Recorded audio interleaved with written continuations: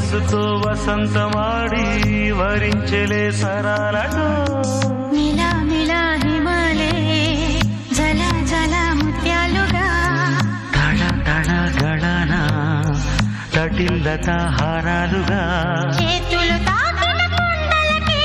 చలనం వచ్చనులే ముందుకు సాగిన ముచ్చటలో మూవను పలికెనులే ఒక స్వర్గం తల వంచి ఇలా చేరే క్షణాలలో అందాలలో అహో మహోదయం భూలోకమే